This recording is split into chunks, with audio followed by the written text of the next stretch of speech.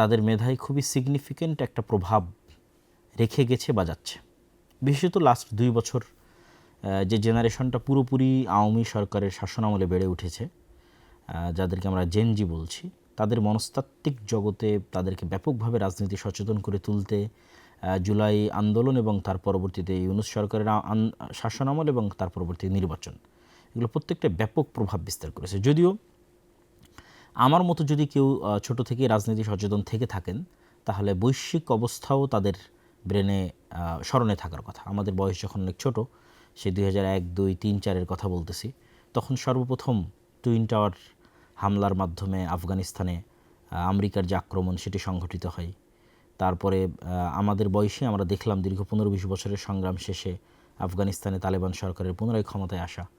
আমাদের জীবদ্দশাতে আমাদের অল্প বয়সে আমরা দেখেছি যে ইরাকের প্রেসিডেন্ট সাদ্দাম হোসেনের উপর যে আক্রমণ আমেরিকার, সেটি আমরা দেখেছি। তারপরে সাদ্দাম হোসেনের গ্রেফতার এবং ফাঁসি কুরবানির ঈদের দিন, সেটিও আমাদের সমবয়সী যারা আছে তাদের সকলের, যারা মোটামুটি বৈশ্বিক খবর রাখতেন, তাদের ব্রেনে এই জিনিসগুলো প্রভাব বিস্তার করে রাখার কথা।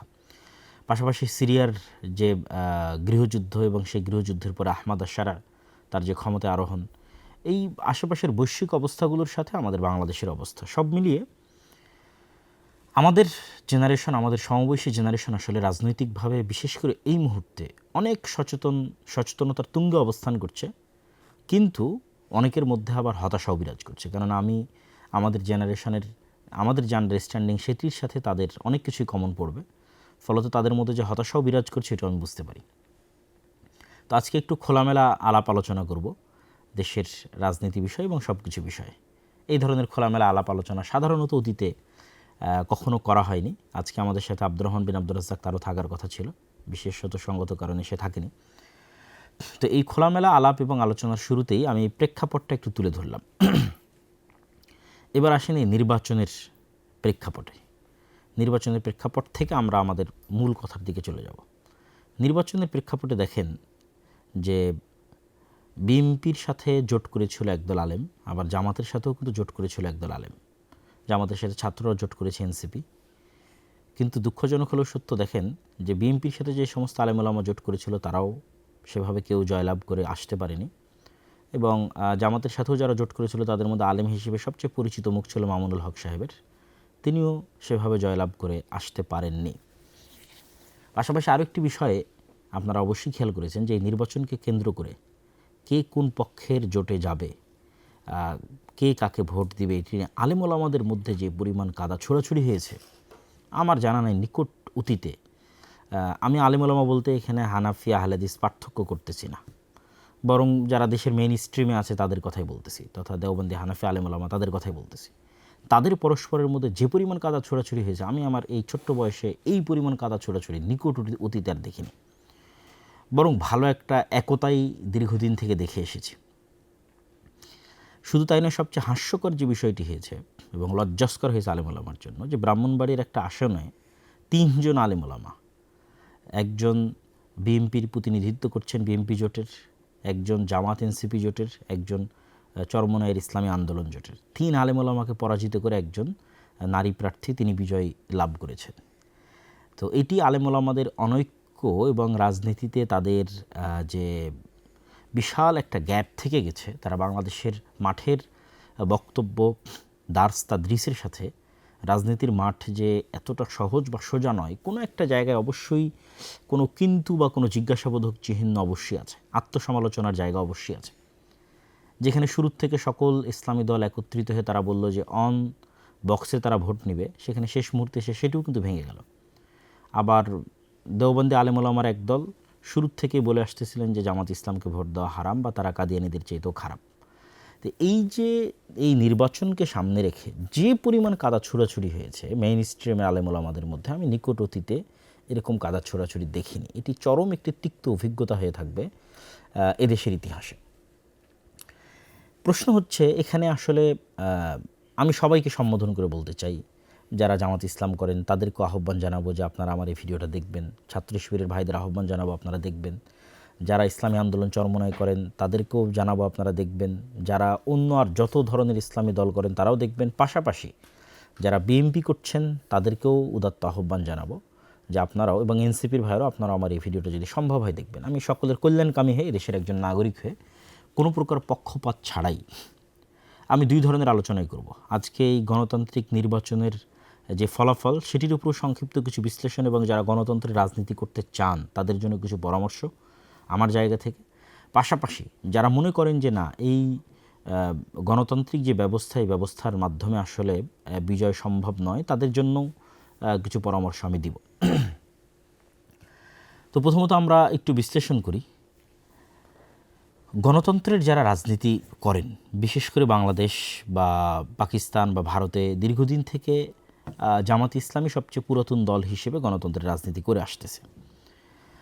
জামাত ইসলামের জন্য বা এই ধরনের যারা গণতন্ত্রের রাজনীতি করেন এরকম ইসলামপন্থী দলের জন্য বিজয় অর্জন এই গণতান্ত্রিক সিস্টেমে কোনো দিনই কেন সম্ভব নয়, কখনোই কোনো দিনই সম্ভব নয়। কেন? প্রথমত এখানে অলরেডি কয়েকটা বিষয়ের আপনারা আলোচনা করেছেন ফেসবুকে বিভিন্নভাবে, কিন্তু আমি দু একটা পয়েন্ট বলে দিই।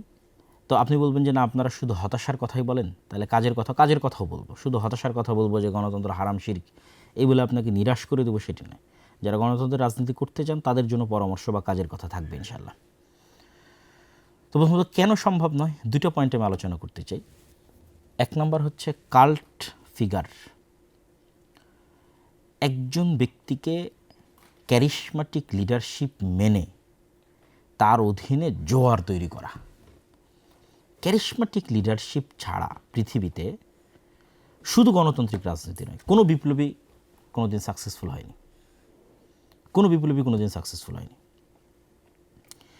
তো ক্যারিশমাটিক লিডারশিপ যার কাল্ট ফিগার, আপনারা যারা ফ্যাসিজমের বিরুদ্ধে বলেন তারা বলেন যে কোনো কাল্ট ফিগার যেন তৈরি না হয়, কিন্তু আসলে কাল্ট ফিগার তৈরি না করলে আপনি রাজনীতি করতে পারবেন না। তাহলে আওয়ামী লীগের জন্য কাল্ট ফিগার কি? শেখ মুজিবুর রহমান।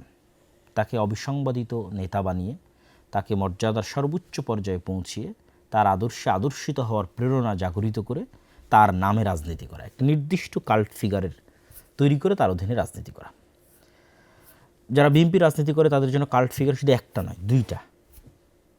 প্রেসিডেন্ট জিয়াউর রহমান, মরহুম প্রেসিডেন্ট, এবং বেগম খালেদা জিয়া। আমরা আল্লাহ সুবহানাহু ওয়া তাআলার নিকটে দোয়া করি আমাদের অতীতে চলে যাওয়া যারা রাজনীতিবিদ ছিলেন তাদের সকলের কোনো অকল্যাণ থাকলে আল্লাহ সেটি ক্ষমা করুক এবং তাদেরকে জান্নাতবাসী করুক। তাদের বিষয়ে আমরা কল্যাণের ধারণা রাখি। তো তাদের দুইটা কাল্ট ফিগার, ফলত এই দুইটাকে তাকদিস করার মাধ্যমে তারা তাদের রাজনীতি পরিচালনা করে। এই জায়গায় অন্য ইসলামী দলের তো সমস্যা আছে। জামাত ইসলামের সবচেয়ে বড় সমস্যা হচ্ছে জামাত ইসলামের যে কাঠামো, এই কাঠামোতে কখনোই কাল্ট ফিগার তৈরি হওয়া সম্ভব নয়। কেন? এখানে ক্যাডার ভিত্তিক যোগ্যতার ভিত্তিতে এখানে রাজনীতি হয়। কেউ খুব ভালো এই জন্য তার ছেলে রাজনীতিতে আসবে এরকম কোনো ব্যবস্থাপনা এখানে নাই। এটা একটা ভালো দিক, কিন্তু কাল্ট ফিগার তৈরি না হলে গণতান্ত্রিক রাজনীতিতে আপনি সাকসেসফুল হতে পারবেন না। একজন ক্যারিশমাটিক লিডার লাগবে। যেমন এখন এনসিপির যারা রাজনীতি করতেছে তাদের মধ্যেও কিন্তু এখন পর্যন্ত কোনো একজন ক্যারিশমাটিক লিডার তৈরি হয়ে ওঠেনি যে সেই একজনের অধীনে সারা দেশের মানুষ একত্রিত হবে। আপনি যে কোনো বিপ্লব পৃথিবীতে দেখেন, পাকিস্তানের ইমরান খানের দিকে দেখেন অথবা ইরানের আয়াতুল্লাহ আল খামেনির দিকে দেখেন, যেখানেই দেখেন সেখানে একজনকে সবচেয়ে মহান এবং বড় করে তুলে ধরা হয় এবং তার পিছনে মানুষ একত্রিত হয়। এই জুলাইয়ের যে এটিকে আপনারা গণ অভ্যুত্থান বলতেছেন, এটি বিপ্লবে পরিণত না হওয়ার সবচেয়ে বড় আরেকটি কারণ হচ্ছে এই জুলাই একক কোনো নেতা ছিল না। যদি একক নেতা থাকতো এবং একক আদর্শে আদর্শিত বিশাল কর্মী বাহিনী থাকতো তাহলে ওইটা কিন্তু অভ্যুত্থান না হয়ে বিপ্লবে পরিণত হয়ে যেত এবং আজকে কিন্তু আপনাকে আবার নির্বাচন দেওয়া লাগতো না। যেমন আহমাদ আশ-শারাকি নির্বাচন দিচ্ছে, আর অন্তর্বর্তীকালীন সরকারি 5 বছর 6 বছর দেশ পরিচালনা করতেছে। কেন? এখানে একক নেতৃত্বের অধীনে সবাই একত্রিত হয়েছে এবং তার প্রতি আস্থা রেখে, ঠিক আছে, তার অধীনে তার আদর্শে আদর্শিত হয়ে একদল কর্মী বাহিনী তৈরি হয়েছে। তাহলে যারা ইসলামের নামে রাজনীতি করতেছেন তাদের তো কোনো কাল্ট ফিগার নাই, আবার তারা শত মত আর দলে বিভক্ত, কত ফতোয়া তার হিসাব নাই। এর কাছে ও বিভ্রান্ত, ওর কাছে ও ভ্রান্ত, ওর কাছে ও বেদাতি, ওর কাছে ও শিরক। এগুলোর মধ্যে অবশ্যই কিছু সত্যতা কিছু থাকবে না তা নয়, কিন্তু আমি সরাসরি আজকের আলোচনা কিন্তু আমি সরাসরি আপনাদের যে একজন ইসলামিক স্কলার সেই হিসেবে কিন্তু আলোচনা করতেছি না। আজকে বিশ্লেষণ করছি জাস্ট একজন গণতন্ত্রের রাজনীতির একজন কোর দেশের নাগরিক হিসেবে একটা বিশ্লেষণ করতেছি।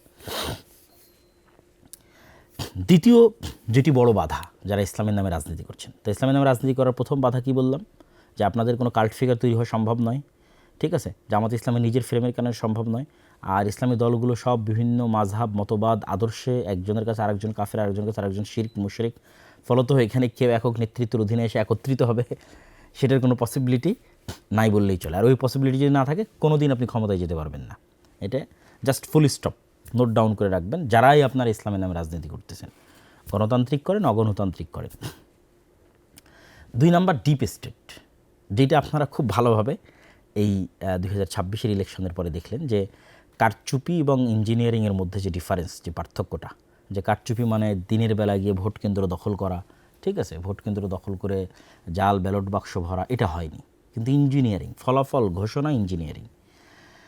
তো ডিপ স্টেট যে শুধু ফলাফল ঘোষণা ইঞ্জিনিয়ারিং করবে বিষয়টি কিন্তু সেরকম নয়। ডিপ স্টেট আরও বহু ক্ষেত্রে তাদের প্রভাব থাকে। ডিপ স্টেট মানে ছায়া রাষ্ট্র।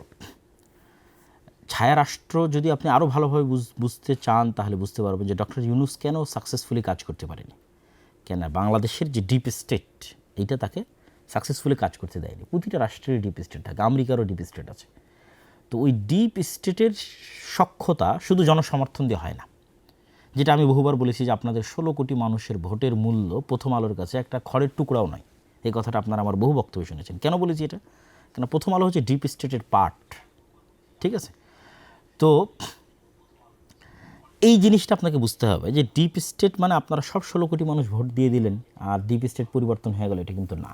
ডিপ স্টেট মানে বহু বাইরের এমবেসি, তাদের সাথে যোগাযোগ, দেশের মধ্যেকার অসংখ্য প্রতিষ্ঠান যেমন আর্মি, সেনাবাহিনী, ঠিক আছে, এস্টাবলিশমেন্টের মধ্যে যারা আছে, বড় বড় ব্যবসায়ী, এর মধ্যে মাফিয়ারাও থাকে, ঠিক আছে।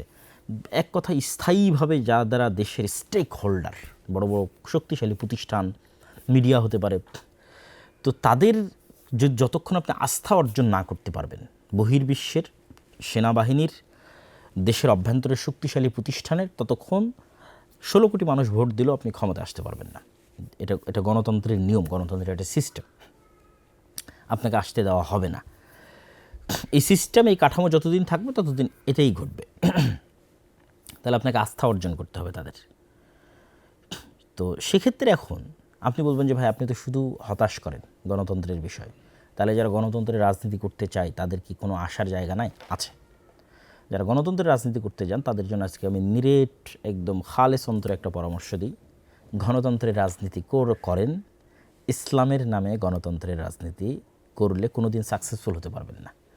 ইসলামকে শুধু দাওয়ার জায়গায় রাখেন, শুধু দাওয়াতের জায়গায় রাখেন। এবার রাজনীতি করেন, আপনি বলবেন তাহলে তো আপনি ইসলামকে রাজনীতি থেকে দূরে করে দেন। দূরে করতেছি না, আপনি তো মুসলমান।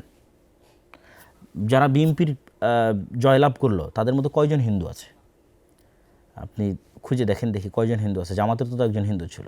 তাহলে বিএনপির যতজন বিজয় লাভ করলো তাদের 99% মুসলমান। শুধু কি মুসলমান, আমি এমন 2-1জনকে চিনি যারা 5 ওয়াক্ত সালাত আদায়কারী, 5 ওয়াক্ত সালাত জামাতের সাথে আদায় করে, মানে গণতন্ত্র বাদে অন্য আর সকল বিষয়ে সর্বোচ্চ বিশুদ্ধ আকীদা লালন করে, ঠিক আছে। এরকম অসংখ্য জনকে আমি চিনি যারা এই নির্বাচনে যারা জয়লাভ করে এসেছে বিএনপি থেকে।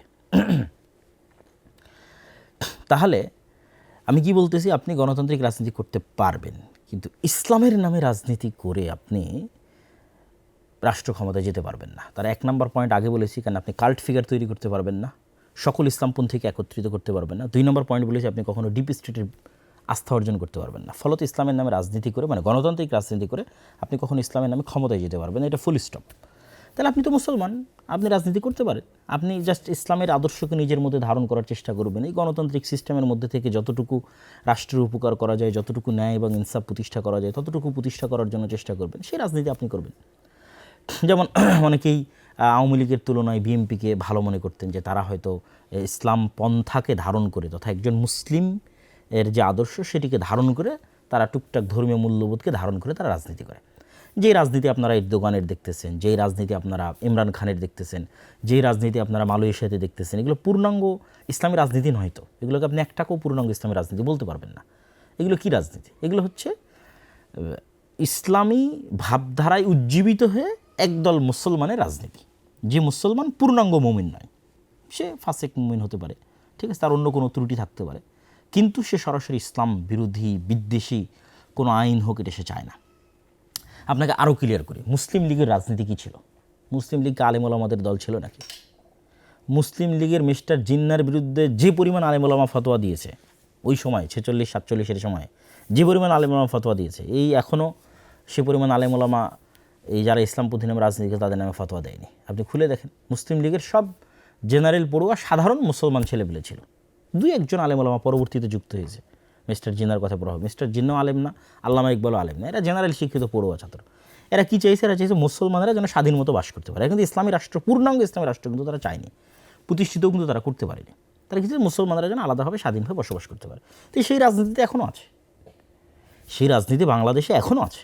এই যে জামাত ইসলামকে যারা, জামাত ইসলামের যে জোট, এই জোটকে যারা ভোট দিয়েছে, জামাত এনসিপির জোটকে, আপনি নিশ্চিত থাকেন এটা মুসলিম লীগের ভোট ব্যাংক। তথা 1947-এ যারা মুসলমানদের আলাদা দেশের জন্য ভোট দিয়েছিল, এরাই এই 2026-এ এসে বিভক্ত হয়ে কিছু বিএনপিকে ভোট দিয়েছে, কিছু জামাত এনসিপিকে ভোট দিয়েছে। এটা মুসলিম লীগেরই ভোট ব্যাংক। এবং শেখ মুজিবুর রহমান নিজেও কিন্তু মুসলিম লীগ করতেন, তারপর আওয়ামী মুসলিম লীগ। তো আপনাকে মাথায় রাখতে হবে কি, যে আপনি যদি বাংলাদেশে রাজনীতি করতে চান, আপনি ইসলামের নামে রাজনীতি করে, গণতান্ত্রিক ইসলামের নামে গণতান্ত্রিক রাজনীতি করে ক্ষমতায় আসতে পারবেন না। আপনাকে কিসের রাজনীতি করতে হবে? মুসলমানদের রাজনীতি করতে হবে। যে একজন মুসলমান, সে ইসলামের বিরুদ্ধে বিদ্বেষী কোনো কথাবার্তা বলবে না, সেই সিস্টেমকে, গণতন্ত্রের এই কুফরি সিস্টেমকে মেনে নিয়েই এর মধ্যে টুকটাক ভালো মানুষকে নিয়ে আসার জন্য চেষ্টা করবে, সেই রাজনীতি করবে। তা বলবেন তাহলে এই রাজনীতি কারা করবে? দেখেন, আমি যে তত্ত্বের কথা বলতেছি, এই তত্ত্ব যে সঠিক তত্ত্ব তার প্রমাণ ভারতেই আছে।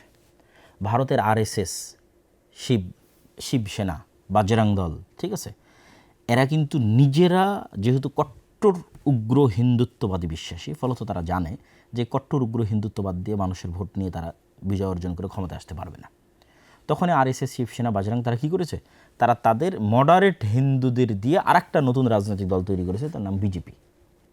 বিজেপি একটা রাজনৈতিক দল, এইটা সরাসরি উগ্র হিন্দুত্ববাদ তার মেইন মতাদর্শের মধ্যে আছে, লিখিতভাবে এরকম নয়, বরং তারা আরএসএস কর্তৃক নিয়ন্ত্রিত হয়। আরএসএস কট্টর উগ্রবাদ, তারা বাজরং দল, শিবসেনা কর্তৃক নিয়ন্ত্রিত, তারা কট্টর উগ্রবাদ। কিন্তু বিজেপি তারা সাধারণ হিন্দু, খুব যে হিন্দু ধর্মকে খুব ভালোভাবে মেনে চলে, খুব আল্লাহ মানে তাদের হিন্দু ধর্মের দিক থেকে খুব হিন্দু ধর্ম মেনে চলে এরকম কিন্তু, সতী সাধু এরকম কিন্তু নয়, ঠিক আছে।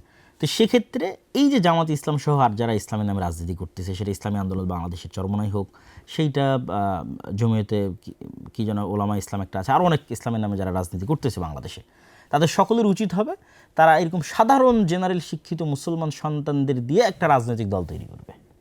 যেই কাজটা বিএনপি তাদেরকে অতীতে করে দিত, তারা যদি মনে করে যে এখন বিএনপি ছাড়াও তাদের এরকম একটা রাজনৈতিক দলের দরকার আছে, তাহলে এরকম একটা তারা সাধারণ মুসলমানদের এরকম একটা রাজনৈতিক দল তৈরি করবে, যেমন এনসিপি হতে পারে সেই রাজনৈতিক দল, যারা সরাসরি ইসলামী রাষ্ট্র প্রতিষ্ঠার রাজনীতি করবে না, কিন্তু এই দেশের মুসলমানদের, স্বাভাবিক মুসলমানদের যে অধিকার রক্ষার কথা সেটা বলবে, যেমন ওসমান হাদি করতো, যেমন আমাদের জুলাইয়ের যে ছেলেমেয়েরা তারা করতেছে। এই ধরনের ছেলে মেয়েদেরকে যদি আপনি এগিয়ে দেন, তাহলে এরা হচ্ছে একটা কাল্ট ফিগারও তৈরি করতে পারবে। কেন? যেহেতু সে সরাসরি ইসলামী নয়, ফলত এখানে ফতোয়া ফারেজ আসবে না, মাসলাক আসবে না, মতবাদ আসবে না, আদর্শ আসবে না, শিরক বেদাত আসবে না, মানে এইগুলো নিয়ে মুসলমানদের ইসলামী দলগুলোর মধ্যে যে গণ্ডগোল সেগুলো আসবে না। তাহলে কাল্ট ফিগার একটা তৈরি করতে পারবে। 2 নম্বর, যেহেতু তারা সরাসরি ইসলামী নয়, মডারেট সাধারণ মুসলমান, সেহেতু তারা ডিপ স্টেটের আস্থা অর্জন করতে পারবে। ডিপ স্টেট যেগুলো নিয়ে অ্যালার্জেটিক, সেগুলোর বিষয়ে তারা টুকটাক ম্যানেজও করতে পারবে। ম্যানেজ করার মাধ্যমে তারা দেখা যাচ্ছে ক্ষমতায় যাবে। এবং আপনারা যে মন্দের ভালোটা চাচ্ছেন, যে মন্দের ভালো নিয়ে আপনারা গত 1 মাস যাবৎ ফেসবুক একদম তোলপাড় করে ফেলেছেন, সেই মন্দের ভালোর একমাত্র সমাধান এইটা। সেক্ষেত্রে যত ইসলামের নামে গণতান্ত্রিক রাজনীতি দল আছে, এদের সবকে তাদের রাজনীতি অফ করে দিয়ে দাওয়াতি কাজ করতে হবে। তারা দাওয়াতি ফিল্ড তৈরি করবে, সন্তান তৈরি করবে, প্রজন্ম তৈরি করবে। আর ওই মুসলমানের সন্তানরা স্বাভাবিক, যতদিন অন্তত গণতান্ত্রিক সিস্টেম আছে ততদিন সেই গণতান্ত্রিক সিস্টেমে তারা রাজনীতি করবে। এটি গেল যারা গণতন্ত্রের মধ্যে দিয়ে ইসলামের রাজনীতি করতে চান তাদের জন্য পরামর্শ। যদি আপনাদের ভালো লাগে আপনারা পরামর্শ গ্রহণ করতে পারেন, আর না হলে আমি যেভাবে ফুল স্টপ দিয়েছি এটা আসলেই ফুল স্টপ। দেখেন, এই নির্বাচনেও জামাত ইসলাম কিন্তু চেষ্টা করেছে তার ইসলামী রাজনীতির খোলস থেকে বের হয়ে আসার, এটা ছাড়া তার কোনো উপায় ছিল না। মন্দিরে গেছে, তারপরে কত রকমের বক্তব্য, মূর্তি পূজার সাথে রোজার তুলনা, মানে একটা সেকুলার দলের মধ্যে যা যা অনুষঙ্গ থাকে তার সব কিছুই কিন্তু জামাত ইসলাম তার নিজের মধ্যে নিয়ে আসার জন্য কী করেছে? চেষ্টা করেছে। তাহলে কেন চেষ্টা করতেছে? সেটা অবশ্যই ডিপ স্টেটের আস্থা অর্জন করার জন্য, অবশ্যই সাধারণ জেনারেলি শিক্ষিত মুসলমানদের আস্থা অর্জন করার জন্য। তাহলে আর ইসলামী দল রাখার কী দরকার?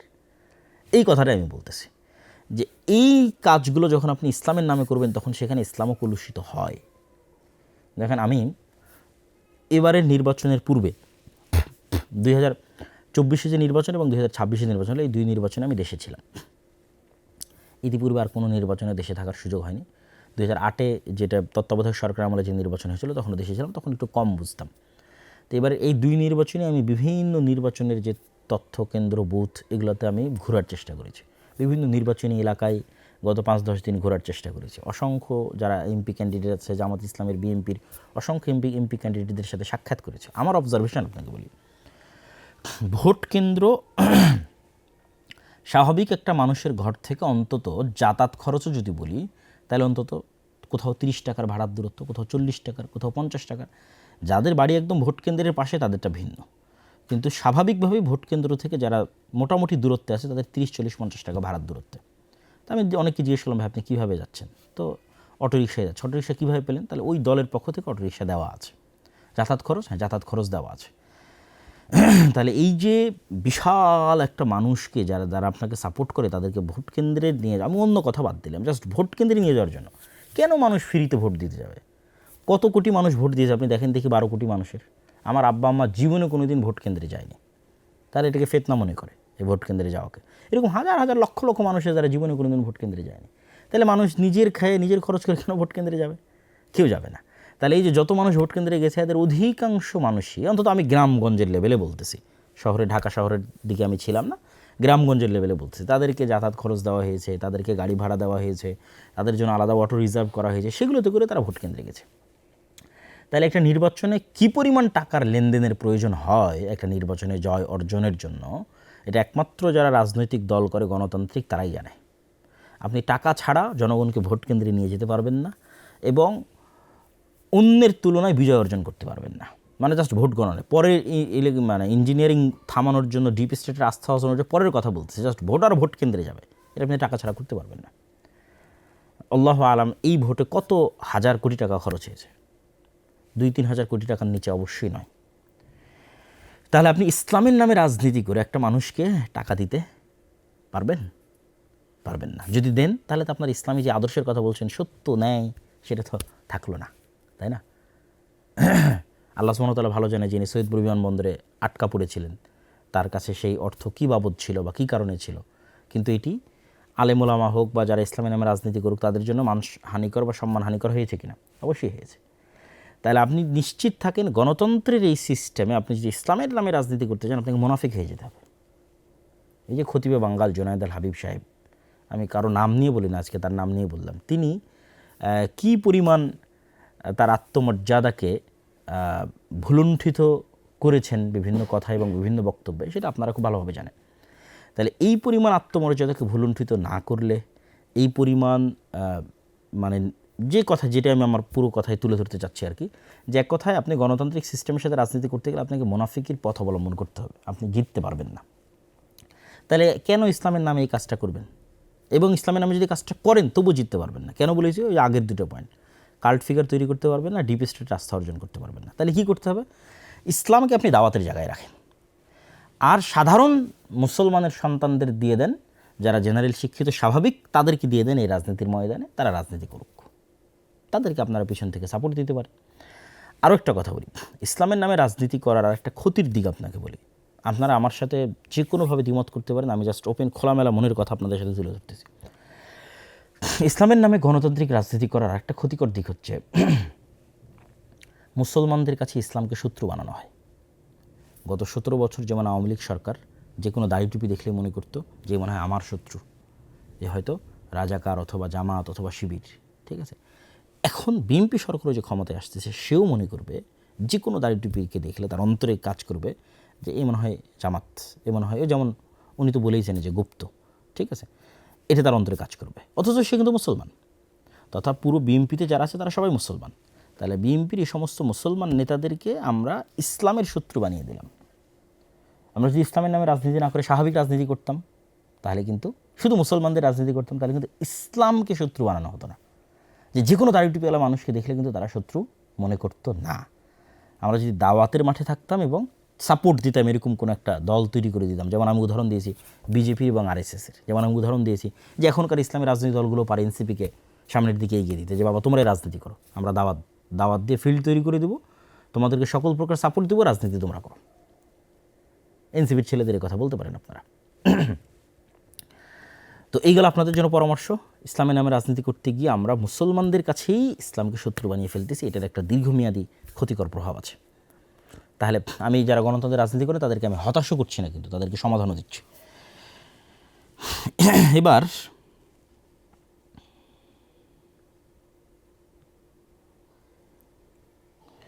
যারা গণতন্ত্রের এই রাজনীতিকে পছন্দ করেন না, যেমন তার মধ্যে আমিও একজন, আমিও আমার বহু বক্তব্যে এই গণতান্ত্রিক সিস্টেমের কথা বহুবার তুলে ধরেছি, যেটির মধ্যে দিয়ে ইসলাম প্রতিষ্ঠা করা সম্ভব নয়। আজকে তো আরও বিস্তারিত ব্যাখ্যাসহ আপনাদের কাছে তুলে ধরলাম, এত খোলামেলা আলোচনা আমি অতীতে কখনো করিনি। বিএনপির ভাইদের জন্য আমার কিছু নাসিহা আছে, এবং যারা গণতন্ত্রের বাইরে গিয়ে ইসলাম প্রতিষ্ঠা করতে চান তাদের জন্য নাসিহা আছে। তো যেহেতু এতক্ষণ যেহেতু একটু সরাসরি একদম পলিটিক্যাল আলোচনা করছি, আমি জন্য বিএনপির ভাইদের জন্য নাসিহাতে আমার বক্তব্য শেষ করি। আমি মনে করি যে বিএনপির ভাইরাও তারাও মুসলমান, এবং তাদের সাথে আমাদের আন্তরিক হওয়া উচিত। তাদের সাথে আমাদের, যারা ইসলামের নামে রাজনীতি করছেন, যারা মুসলমানদের রাজনীতি করছেন, তাদের শত্রুতাপূর্ণ যে মনোভাব, এটা দিন শেষে আমাদের ইসলামকে ক্ষতিগ্রস্ত করবে। তাহলে কী করা উচিত? সৎ উপদেশ এবং দোয়া। এ কথা আমরা আগেও বলেছি এবং এখনও বলছি। এবং এই সৎ উপদেশ এবং দোয়ার জায়গা থেকে বিএনপির যারা দায়িত্বশীল, যারা নেতৃস্থানীয় আছেন, তারেক রহমান সাহেবের সাথে আমার যখন দেখা হয়েছিল তখনও আমি তার কাছে এই কথাগুলো তুলে ধরেছিলাম। আজকেও আমি একটি কথা বলে বিএনপির ভাইদের শেষ করব, তাদের প্রতি নাসিহা, সেটি হচ্ছে বিভাজনের রাজনীতি না করা। গণতন্ত্রের রাজনীতির একটা বড় অনুষঙ্গ হচ্ছে বিভাজনের রাজনীতি। আর ভারতের রাজনৈতিক বয়ান হচ্ছে মুক্তিযোদ্ধা বনাম রাজাকার। অবশ্যই 47 জমান আমাদের ইতিহাসের অন্যতম গুরুত্বপূর্ণ অংশ, 71 আমাদের ইতিহাসের অন্যতম গুরুত্বপূর্ণ অংশ, 24 আমাদের ইতিহাসের অন্যতম গুরুত্বপূর্ণ অংশ। কিন্তু এটিকে বেস বানিয়ে কারোর সাথে চিরন্তনভাবে শত্রুতা তৈরি করে রাখা, দেশেরই নাগরিকদের একটা অংশকে বৈষম্যের শিকার করা, এটা দেশকে ধ্বংস করে দেয়। তো অন্তত অতীতের সরকার যে ভুলগুলো করেছে, আপনারা সেই ভুলগুলো যদি না করেন, আপনারা যদি দেশের মধ্যে বিভাজনের রাজনীতি তৈরি না করেন, উদারতা দেখান, আশা করি যে আল্লাহ সুবহানাহু ওয়া তাআলা আপনাদের শাসনে কল্যাণ দিতে পারে। জুলম না হলে, বিভাজনের রাজনীতি তৈরি না হলে আল্লাহ সুবহানাহু ওয়া তাআলা এটির মধ্যে বরকত দিতে পারে।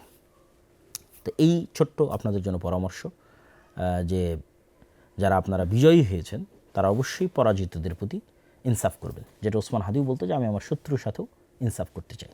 তাহলেই দেখবেন একটি উন্নত মানের চমৎকার একটি ইনসাফের বাংলাদেশ আমরা তৈরি করতে পারছি।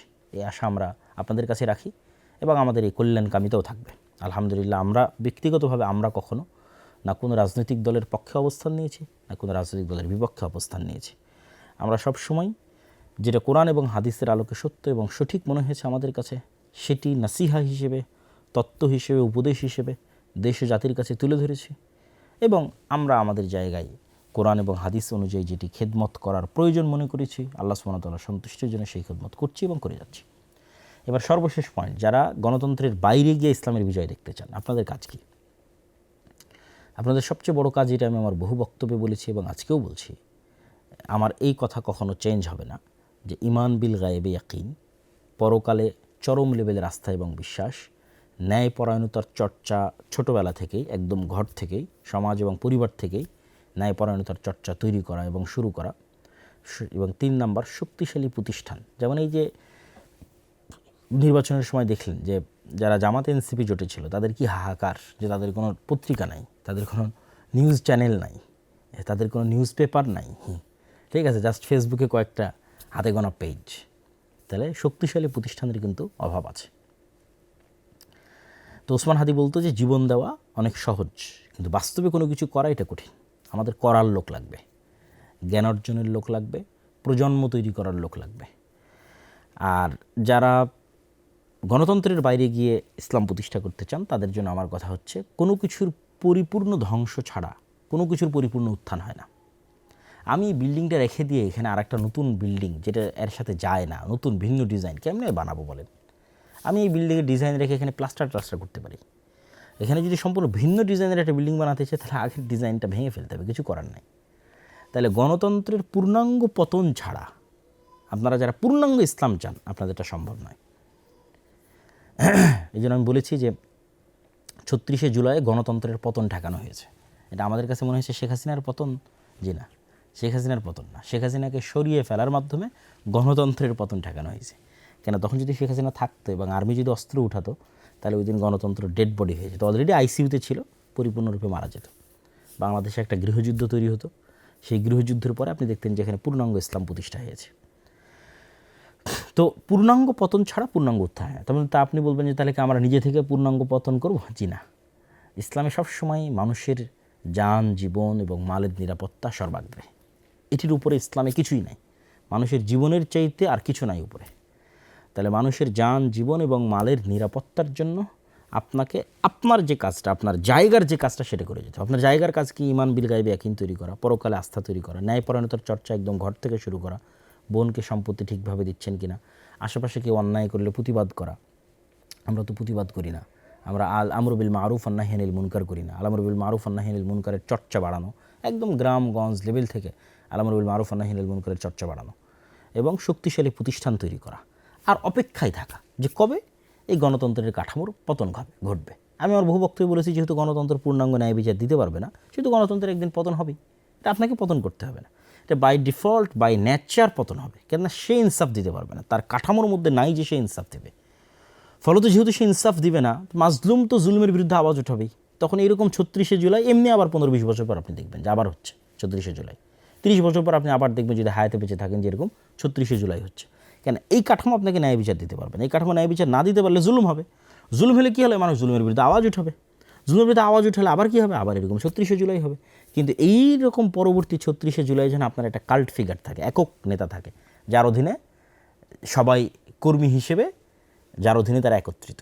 তাহলে তখন কি হবে? তখন আপনি পূর্ণাঙ্গ বিপ্লব প্রতিষ্ঠা করে ফেলতে পারবেন, আদারওয়াইজ পারবেন না। তাহলে সেক্ষেত্রে আমি কী বললাম, যে গণতন্ত্রের যে পূর্ণাঙ্গ পতন, এটা আল্লাহর পক্ষ থেকেই হবে, এমনিই হবে। কীভাবে হবে? এটা আল্লাহ সুবহানাহু ওয়া তাআলা ভালো জানেন। যেমন ধরেন আমেরিকার যে বিশাল সাম্রাজ্য, আল্লাহ সুবহানাহু ওয়া তাআলা বলেছেন যে আল্লাহ সুবহানাহু ওয়া তাআলা যদি একদল মানুষকে তার একদল মানুষের পতন না করাতেন, ওয়ালাউলা দাফউল্লাহিন নাস বা'দাহুম বিবা'জ, তাহলে পৃথিবীতে জুলুমের কারণে মানুষ অস্থির হতো। আজকেও যদি ফেরাউন জীবিত থাকতো, কী হতো বলেন তো? আপনি বলেন যে 5000 বছর হয়ে গেছে, ফেরাউন এখনও জীবিত আছে, তাহলে আজকে আমাদের অবস্থা কী হতো? এটা আল্লাহ করেননি, ফেরাউনকে আল্লাহ ধ্বংস করে দিয়েছেন মানুষকে বাঁচানোর জন্য। তো এইরকম সুপার পাওয়ার আজকে আমেরিকা আছে, তার আগে সুপার পাওয়ার রাশিয়া ছিল, তার আগে আর কেউ ছিল, ইংল্যান্ড সুপার পাওয়ার ছিল, ইংল্যান্ড চলে গেছে, রাশিয়া চলে গেছে, আমেরিকা চলে গেছে, আমেরিকাও যাবে একদিন। তাহলে এরকম সুপার পাওয়ারের পতন হবে। যখন দেখবেন যে আমেরিকার সুপার পাওয়ারের পতন হচ্ছে, কীভাবে হবে? এটা আল্লাহ সুবহানাহু ওয়া তাআলা জানে। কে জানতো রাশিয়া ইউক্রেন যুদ্ধ এতদিন দীর্ঘায়িত হবে? কে জানতো? কেউ জানতো না। এই রাশিয়া ইউক্রেন যুদ্ধ এত দীর্ঘায়িত হওয়ার কারণে যে সিরিয়াতে আহমাদ আশ-শারা বিজয়ী হয়েছে। এই রাশিয়া ইউক্রেনের এত যুদ্ধ দীর্ঘায়িত হওয়ার কারণেই তো আফগানিস্তানে তালেবানরা ক্ষমতা আসতে পেরেছে। যদি এই রাশিয়া ইউক্রেন যুদ্ধ না হতো, এরা জীবনেও পারতো না, বুঝলেন? এগুলো আল্লাহর পক্ষ থেকে হয়। তো এরকম কোনো এক ছোট্ট অজুহাতে দেখবেন, এই যে অ্যাপস্টেইন ফাইল, যেটা আমি তো বলি যে এটা আমেরিকার অধপতনের শুরু। আল্লাহ বড় বড় পরাজয়গুলো দেন ছোট্ট ছোট্ট জিনিস দিয়ে, অতি ছোট্ট, আপনি বুঝবেন না যে কোন ক্ষুদ্র জিনিস থেকে পরাজয় শুরু। আমেরিকার অধপতন মানেই তো গণতন্ত্রের অধপতন ভাই। আজকে আমেরিকার পতন হবে, কালকে সব জায়গাতে গণতন্ত্র গায়েব হয়ে যাবে, এটাই নিয়ম। যে যে আদর্শের ধারক ও বাহক, তার পতনের সাথে সাথে সে আদর্শ গায়েব হয়ে যায়। তাহলে আপনাকে কী করতে হবে? আপনাকে প্রস্তুতি নিতে হবে, ওই দিন আসার অপেক্ষায় থাকতে হবে। আপনার প্রস্তুতি হবে ঈমান বিল গায়বে ইয়াকিন, আপনার প্রস্তুতি হবে পরকালে আস্থা, আপনার প্রস্তুতি হবে ন্যায়পরায়ণতার চর্চা। কেন, ন্যায়পরায়ণতার চর্চার মাধ্যমে নেতা তৈরি হয়, আদারওয়াইজ নেতা তৈরি হয় না। ন্যায়পরায়ণতার চর্চা যদি আমি না করি, ধরেন আমি যদি না করি, আমিও নেতা না। এটা হলো সিম্পল কথা, যে তার মানে আমি বলতেছি মানে যে আমি নেতা, তা না। কিন্তু আমি যদি ন্যায়পরায়ণতার চর্চা না করি, আমিও নেতা না। যে ন্যায়পরায়ণতার চর্চা করবে সেই নেতা হবে। বহু ছোট্ট কুড়ে ঘর থেকে এসে নেতা হয়ে যেতে পারে, কোনো গ্যারেন্টি নেই কে কোথায় থেকে এসে কীভাবে নেতা হবে। ন্যায়ের চর্চা করতে গিয়েই নেতা তৈরি হবে, অন্যায়ের প্রতিবাদ করতে গিয়েই নেতা তৈরি হবে। এটি স্বাভাবিক এবং সিম্পল রুলস নেতা তৈরি হওয়ার। তাই ঈমান বিল গায়বে ইয়াকিন, পরকালে আস্থা, ন্যায়পরায়ণতার চর্চা, শক্তিশালী প্রতিষ্ঠান, আর অপেক্ষা কবে এই গণতন্ত্রের পূর্ণাঙ্গ পতন হয়। যেদিন গণতন্ত্রের পূর্ণাঙ্গ পতন হবে, সেদিন যদি আপনি প্রস্তুত থাকেন, যেমন 36শে জুলাই আপনি প্রস্তুত ছিলেন না, যদি আপনার প্রস্তুত থাকেন, পূর্ণাঙ্গ ইসলাম প্রতিষ্ঠা হয়ে যাবে। আর যদি প্রস্তুত না থাকেন, তাহলে তো এটার জন্য আপনি নিজেই দায়ী। তাহলে ইমিডিয়েট রেজাল্টের আশা বাদ দিতে হবে, ইমিডিয়েট উত্তেজনা বাদ দিতে হবে, বিশাল দীর্ঘমেয়াদী 30 বছরের প্ল্যান করে প্রস্তুতি নিতে হবে। তো আশা করি আমি নির্বাচন পরবর্তী যে পর্যালোচনা ছিল, সেই পর্যালোচনায় আমি সকলের জন্য আজকে নাসিহা দিয়েছি, একদম শতভাগ আমার হৃদয়কে পরিষ্কার করে, কারো প্রতি চুল পরিমাণ পক্ষপাতিত্ব না রেখে। আলহামদুলিল্লাহ, আল্লাহ আল্লাহর কসম, কারো প্রতি চুল পরিমাণ পক্ষপাতিত্ব নাই। যারা আমাদের সম্পর্কে জানেন এবং বুঝেন, তারাও খুব ভালোভাবে জানেন। তা আমি সম্পূর্ণ শতভাগ ন্যায় এবং ইনসাফের সাথে জামাত ইসলাম, ইসলামী আন্দোলন চরমনায়, যারা ইসলামের নামে গণতন্ত্রের রাজনীতি করে তারা, এনসিপি ছাত্ররা, তারপরে বিএনপি এবং সর্বোপরি যারা গণতন্ত্রের বাইরে গিয়ে ইসলামের বিজয় চান, তাদের সকলের জন্য তাত্ত্বিক বলেন, বাস্তব বলেন, সকল ধরনের পরামর্শ আপনাদের জন্য দিয়েছি। আল্লাহ সুবহানাহু ওয়া তাআলা আমাদের দেশকে শান্তি শৃঙ্খলায় পরিপূর্ণ করে দিক, আমাদের এই জাতিকে আল্লাহ সুবহানাহু ওয়া তাআলা রক্ষা করুক। এই দেশের মানুষ বহু রক্ত দিয়েছে, বহু রক্ত। সেই মোগলদের পূর্বের আমল থেকে এখানে স্বাধীন সুলতানি শাসন আমলের জন্য লড়াই হতো। বাঙালিরা স্বাধীনতা প্রিয় জাতি, তারা বিদ্রোহী জাতি। শাসন করতে পারুক আর না পারুক, নিজেদের শাসন ধরে রাখতে পারুক আর না পারুক, আরেকজনকে উল্টায় ফেলতে খুব পারে। মানে বিদ্রোহী হিসেবে তারা খুব বিখ্যাত। ওই দিল্লির সুলতানরাও তাদের কোনোদিন কন্ট্রোলে রাখতে পারতো না। এই যে 12 ভূঁইয়া, এরা কিন্তু বিদ্রোহী, ঠিক আছে? মুঘলের বিরুদ্ধে এরা যুদ্ধ করেছে। তো বাঙালিদের একটা ভালো গুণ আছে, আল্লাহ সুবহানাহু ওয়া তাআলা আশা করি যে বাংলাদেশ এবং বাংলাদেশের এই মাটি যেখানে হাজার হাজার শহীদের রক্ত আছে, এটিকে আল্লাহ সুবহানাহু ওয়া তাআলা কখনোই মুশরিকদের পদানত করবেন না, অধীনস্থ করবেন না। এটি আল্লাহর কাছে চাওয়া এবং দোয়া। আমাদের পরবর্তী প্রজন্ম যেন মুশরিকদের গোলাম না হয়, এটি আল্লাহ সুবহানাহু ওয়া তাআলার কাছে কামনা। সেই ব্যবস্থা যেন আল্লাহ সুবহানাহু ওয়া তাআলা করে দেন, সেই ব্যবস্থা করার তৌফিক যেন আল্লাহ সুবহানাহু ওয়া তাআলা আমাদের দান করেন। আল্লাহুম্মা আমিন। ওয়া আখিরু দাওয়ানা আনিল হামদুলিল্লাহি রাব্বিল আলামিন। আসসালামু আলাইকুম ওয়া রাহমাতুল্লাহি ওয়া বারাকাতুহু।